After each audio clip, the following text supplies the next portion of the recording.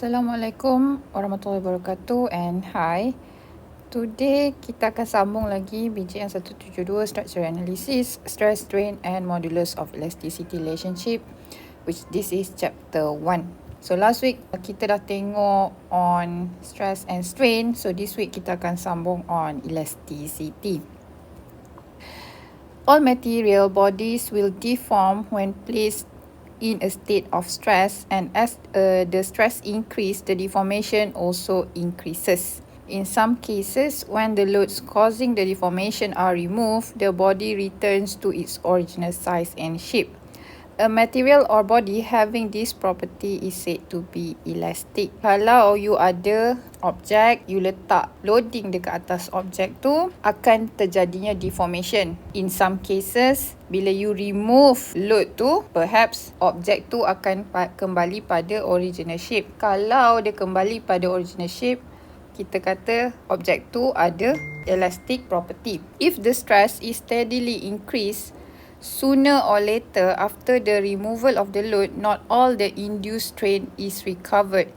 This is called the elastic limit. Kalau stress tu semakin bertambah, meaning you letak load semakin banyak dekat atas objek tu, sooner or later, bila you remove the load, probably the induced strain tu tak semuanya dapat recovered. Maksudnya dia tak dapat kembali kepada original shape. Katakan objek you tarik, bila you remove tangan you, okay, so sampai satu masa you remove tangan you, mungkin objek tu dia tak kembali balik pada size dia, tapi dia dapat recover sikit je lah.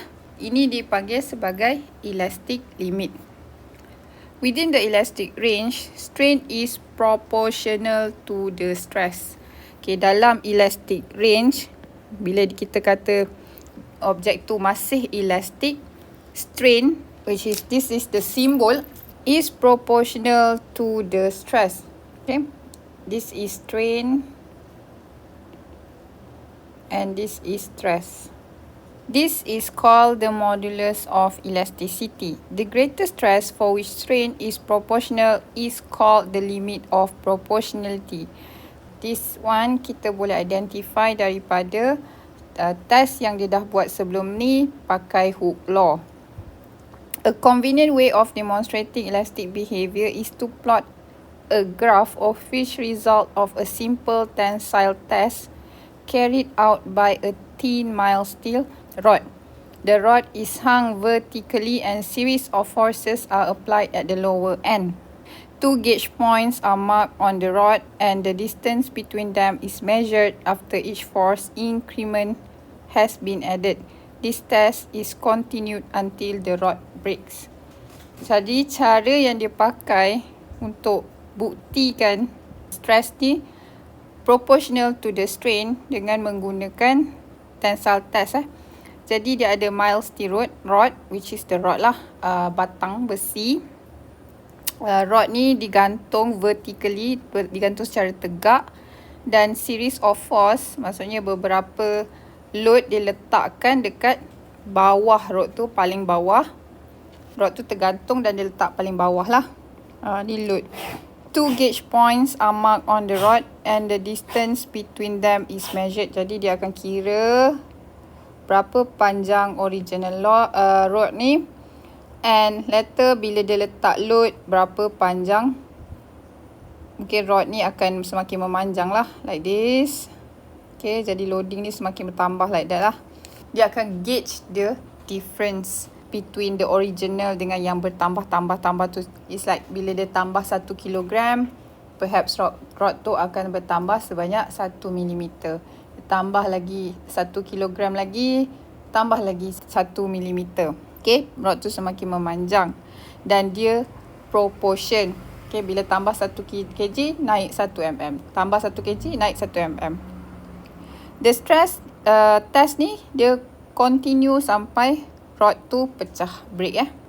Thus, if a graph is drawn by stress against strain as the load is gradually applied, the first portion of the graph will be a straight line.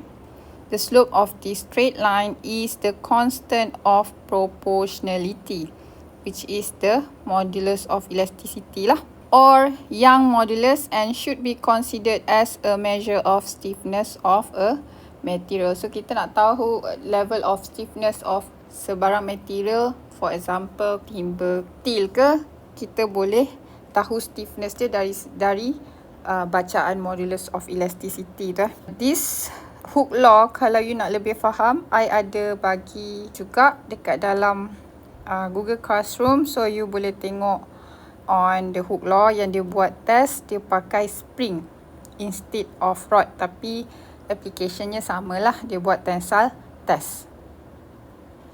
So this one yang dia maksudkan tadi, bila dia keep on adding load, semakin elongate lah rod tu. Because strain ni sebenarnya dia adalah delta divide by the original length, and stress adalah force divide by area. So semakin tinggi force ni being added, okay, jadi akan naiklah dia punya elongation, for example. That's why dia naik macam ni So dia proportional. Stress dia akan proportional dengan strength. Force akan proportional to the difference in length. The first one kat sini dia constant. That's why dia cakap selagi objek tu masih elastic, dia constant. Okay, sampai pada elastic limit. After elastic limit has been reached, it means that dia dah tak constant. Bila sampai this part, bila dia naikkan lagi, maksudnya dia letak lagi loading, dia letak lagi 1 kilogram. Bila dia remove 1 kilogram tu, dia takkan dapat recover balik length dia kesemuanya. Okay, mungkin kalau nak letak 1 kilogram, dia tambah 1 mm. Mungkin dia dapat recover balik 0.5 mm je kalau dia remove 1 kilogram tu.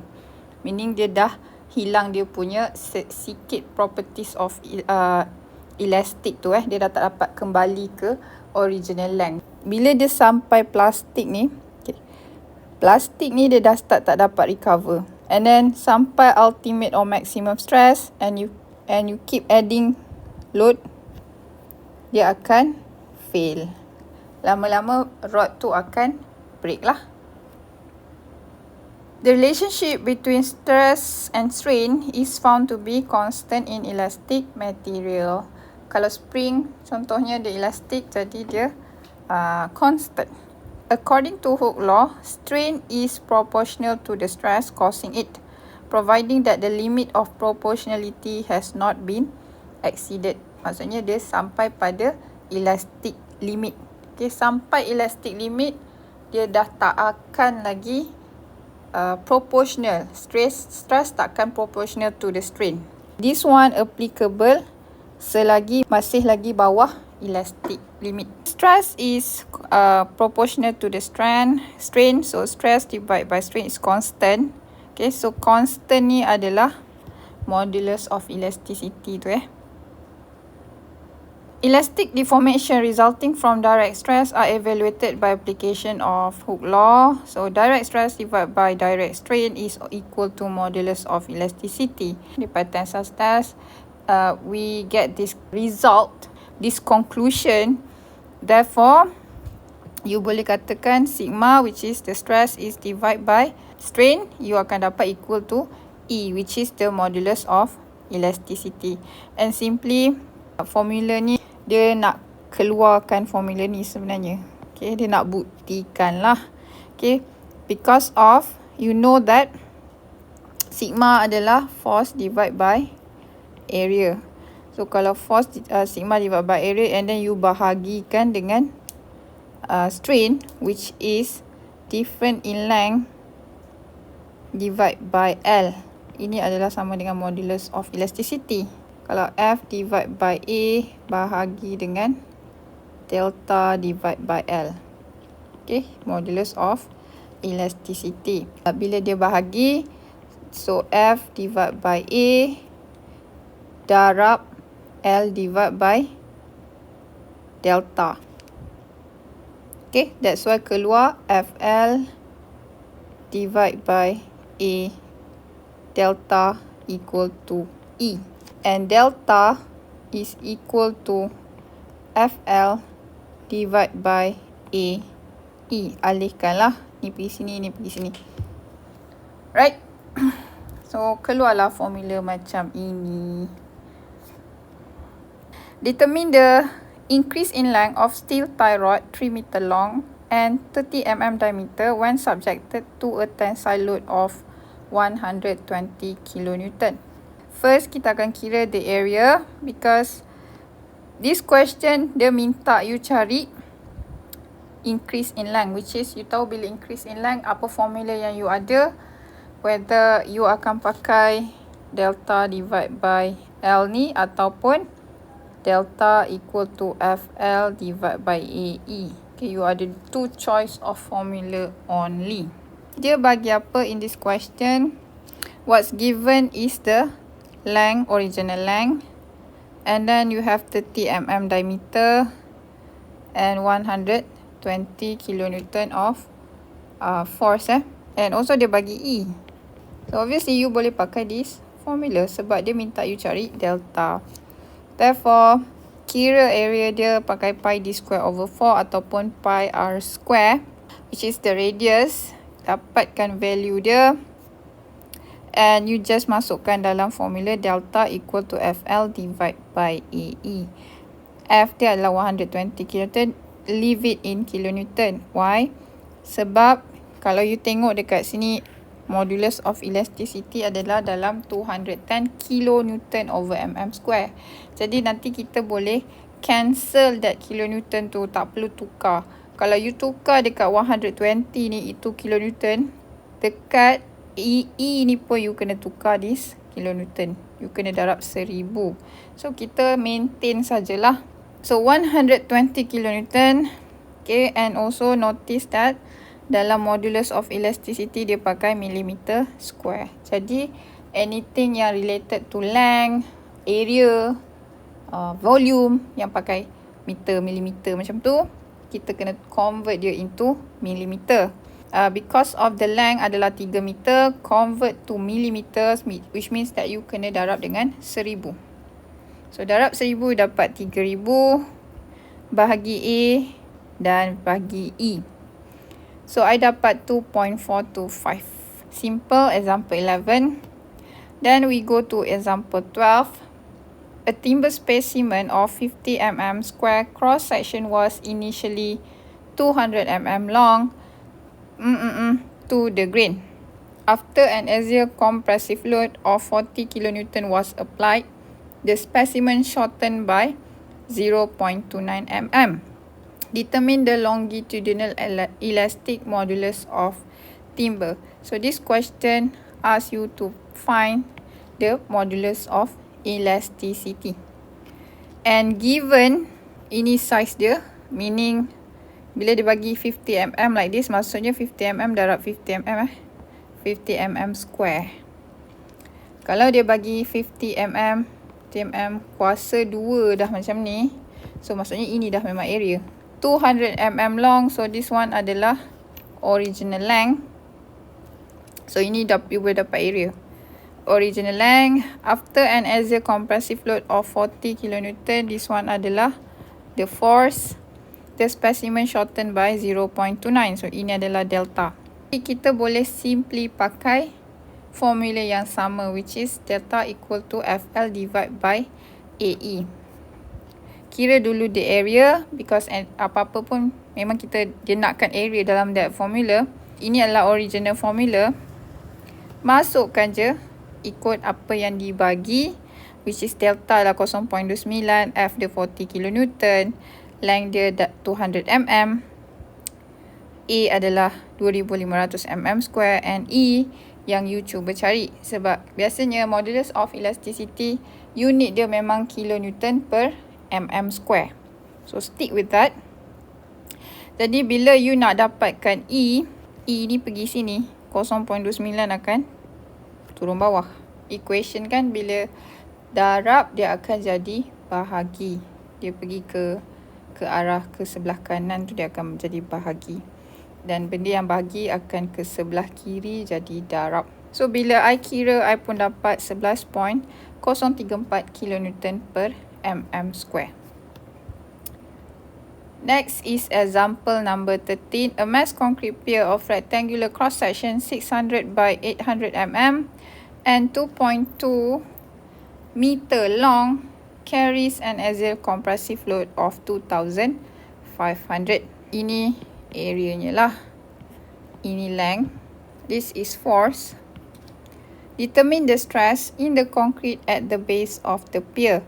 So this question ada combination Dia minta you kira stress and also dia minta you kira shortening. When it says shortening ke, different in length ke, okay, it means that it is delta. Elongation ke, sama juga. Given the density of concrete, it is 2,500 kilogram per meter cube. The stress in the concrete at the base of the pier, which means bila dekat base saja, you know that you have to include the self weight of the pier itself. The first thing we need to calculate, kita akan calculate A dulu, dapatkan the volume, because we need to find the self weight of the pier. Given pier tu adalah size dia 600 by 800 by 2.2 meter. So kita tukar dia kepada meter lah. So 0.6 ni daripada 600 tu you tukar pada meter, you bagi 1000. 800 bagi 1000 dapat 0.8 and 2.2 is the height of the pier. Then you get the volume. Next, kita akan kira the self weight of the pier, which is from the volume you darab dengan 2500 bla bla bla ni, you akan dapat berapa kg pier tu, tapi dalam kg, which mean it is in mass lah. Berapa mass dia, berapa g-sim dia. And then you kena darab dengan gravity acceleration, because gravity acceleration yang you nak tukar dia kepada Newton, sebab dia adalah mass, dia tak termasuk dengan gravity lagi. Bila you darab dengan 9.81 meter per second kuasa 2, dia akan jadi Newton, which is weight lah. You akan dapat 25898.4 Newton. Kita convert into kilonewton bahagi 1000. Jadilah 25.898 kilonewton. Kita kena kira total force dia, because daripada top ada 2500 kilonewton. Nak kira total force maksudnya termasuk dengan self weight of the pier. Just add it together with the self weight, then you dapat the total force. Then you boleh kira the area of the pier. Okay, sebab kita perlukan untuk masuk dalam formula stress. Stress equal to force divided by area, which is the cross section area. Turun bawah macam ni kan. 2500. Termasuk berat dia juga. Dia nak dekat base ni, berapa stress dekat bawah ni. Kita akan kira pakai formula of stress equal to force divided by area. Masukkan je the total force, which is 2525.898. Ini adalah dalam Newton. That's why darab 10 kuasa 3. Kat sini kita kira dia dalam kilonewton. Jadi kita kena convert dia pada Newton balik Darab 1000 lah. Okay. And bagi dengan the area yang kita kira kat atas ni, then kita akan dapat 5.262 Newton over mm square. Then we can move to calculate the value for B, the amount of shortening that will occur in the pier. Gunakan formula delta equal to FL divided by AE, sebab dia dah bagi. Okay, kita dah ada force, kita dah ada length, kita dah ada area, kita dah ada modulus of elasticity. So tak ada masalah.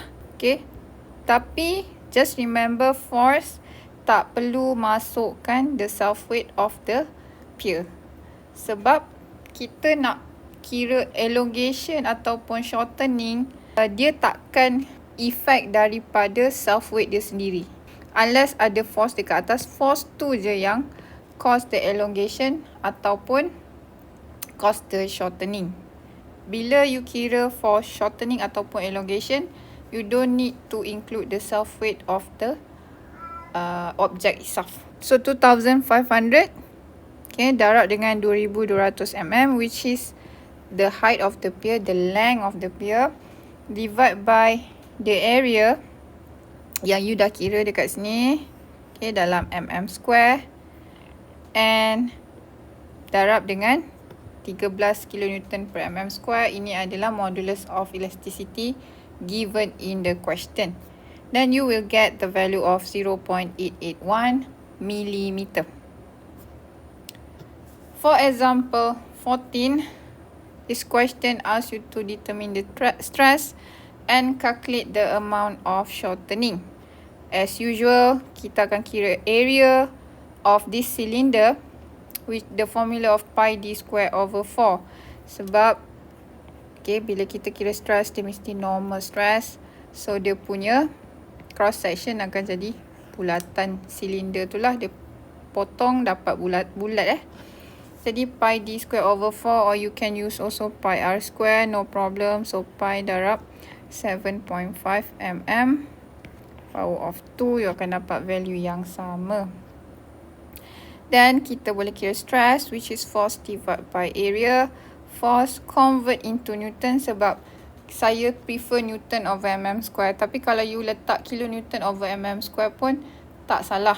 It just nanti dia kurang tepat sebab dia akan ada 0.00 dan kita ambil 3 decimal places saja kan. Jadi dia kurang tepat lah. 5 darab 10 cos 3 Newton and then divide with the area which is 176.715 mm square. Dan you dapat lah stress dia. And then dia minta you kira the amount of shortening because this is compressive force. Jadi dia akan shorten. Force is 5 kN, maintain 5 kN tu sebab as usual, you tahu modulus of elasticity biasa unit dia akan kilonewton per mm square. Because nanti dia akan cancel kat sini. Darab 1500 mm, dalam mm lah, the length. And then 176.15, the area, and 200 ni given in the question. You kira you dapat 0.212 mm. And we move to example 15. Calculate to determine the shaft amount of shortening and elongation. So for this kind of shaft, as usual, you need to divide it into 2 because dia ada perbezaan cross section area. Okay, sebab area dia dah berubah. Diameter shaft ni dah berubah Jadi kita kena divide dia bagi 2 So dia minta amount of shortening and elongation. Maksudnya difference in length. Okay, I bagi 2 like this. Then what we need to do, kita akan kira area which is pi d square over 4. Masukkan saja, you akan dapat area.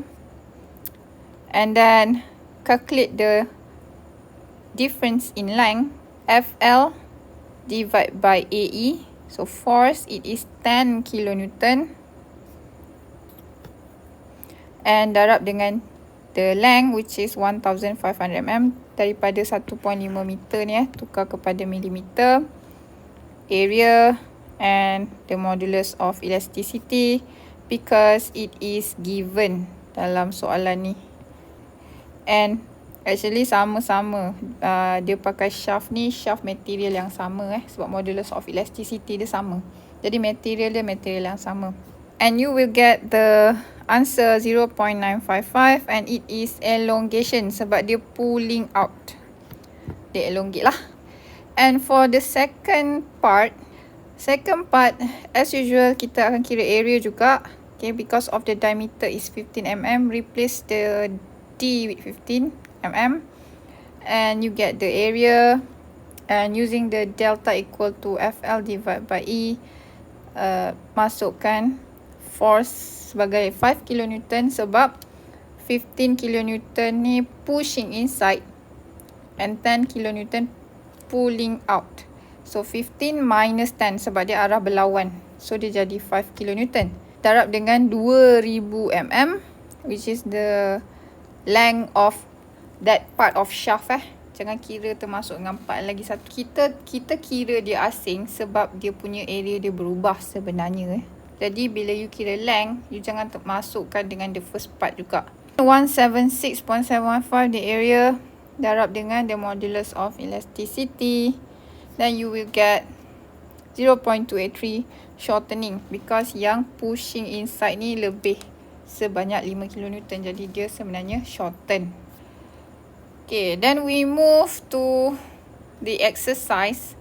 Exercise ni I'm going to do with you during the tutorial class. Tutorial class today ada kelas, kita akan buat sama-sama exercise ni. Thank you so much everyone and have a nice day. Bye.